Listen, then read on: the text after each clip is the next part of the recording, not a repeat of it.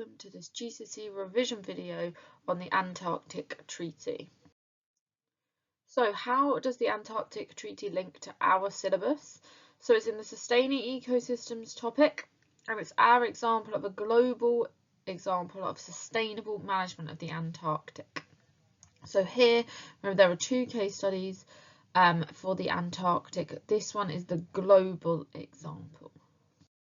So the treaty was signed by 12 nations in 1959 and now has 52 signatories, so its global reach has significantly increased over time.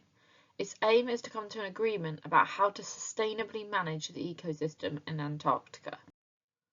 It covers a number of basic principles, all with the aim of protecting the area, and you can see them on the screen now. These range from no mining to rules to protect the area from the increased tourism industry in Antarctica.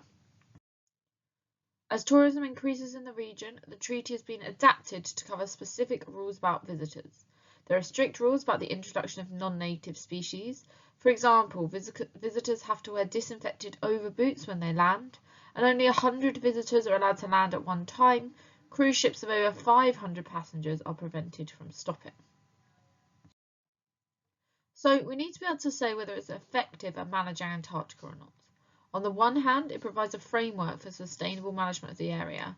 However, due to it not being legally binding, that means you can't formally punish somebody by prison terms or fines.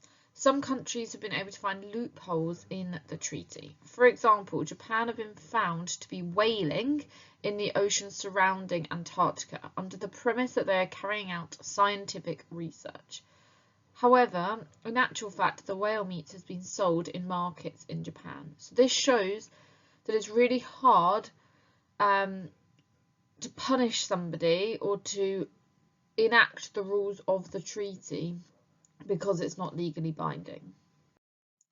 So let's have a look at an exam style question then. So you can see here it's a 6-mark question. So we're going to follow the PED structure. A reminder that PED stands for point, evidence, explanation, and then develop. So we're looking for one paragraph on one feature. It's an assess question, so we are looking for evaluation, and then another paragraph on another feature, and it's evaluation. So if we're looking at this assess part, we're thinking about short term, long term. Is it effective? Is it not effective?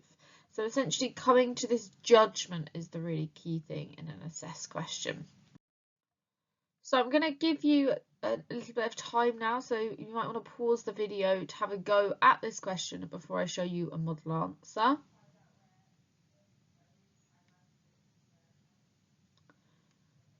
Okay, so I'm going to go through that model answer now.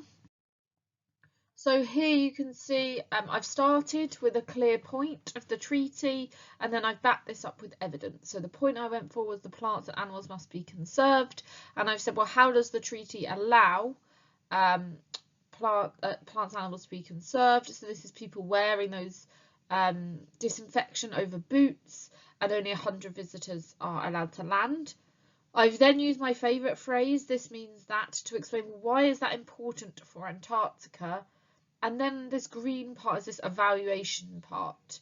I've developed that point by saying, well, actually, I don't think that the Antarctic Treaty is hugely successful, and I've explained why I think that. And you can see very clearly I've linked back to the question using the phrase, this shows that.